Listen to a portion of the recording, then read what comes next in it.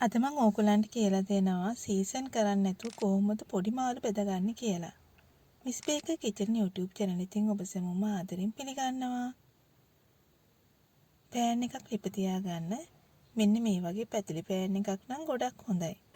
මේකට පොල් තෙල් මේසැඳි එකක් දාගෙන මධ්‍යම කින්දරේ මාළු ටික බෙදගන්න පටන් ගන්න. මම රත් වෙච්ච තෙලට දාගන්නවා ලුණු තේ හැඳි එකක්. ලුණුයි තෙලයි හොඳට මෙන්න මේ වගේ කවලම් කරගන්න. සුද්ධ කරගත්ත පොඩි මාළු ටික එකින් එක මෙන්න මේ වගේ එකතු කරගන්න. මම සාමාන්‍යයෙන් කරන්නේ පොඩි මාළු ගෙනාවම මෙන්න මේ වගේ හොඳින් සුද්ධ කරලා ශීතකරණයේ දානවා.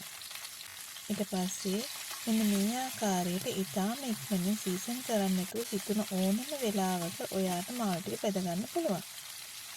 බලන්න පොල් තෙල් මේසැඳි එකකින් මම මාළු කොච්චර බදිනවද කියලා. අඩු තෙල් ප්‍රමාණයකින් අඩු බින්දරේ මෙන්න මේ ආකාරයට අපිට මේ මාළු ටික ඉක්මනින්ම සහ රසවත් ආකාරයට බෙද ගන්න පුළුවන්. විනාඩි 5ක් යනකොට මෙන්න මේ වගේ මාළුවන්ගේ යටපැත්ත ගෝල්ඩන් කලර් එකකට ඇවිල්ලා තියෙනවා. එතකොට අනිත් පැත්ත හරවන්න. ඉස්සර අපේ අම්මලා කරේ ගැඹුරු තෙලේ තමයි මේ වගේ පොඩි මාළු බෙදගත්තේ.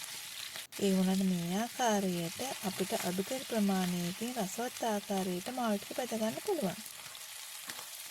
ඔයා මගේ channel එකට අලුත් නම් channel එකට එකතු වෙනමින් ආදරණීය ඉල්ලීමක් කරනවා.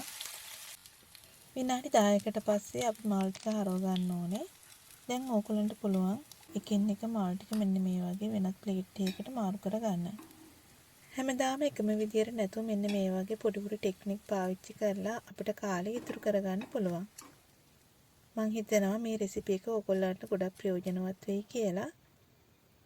තවත් අලුත් මේ වගේම වැදගත් මෙන්න ප්‍රයෝජනවත් රෙසිපි එකක් අරන් මම ආයෙත් එන්නම්කෝ. එහෙනම් කට්ටියම පරිස්සමෙන් ඉන්න. සුබ දවසක්. ආයුබෝ වේවා.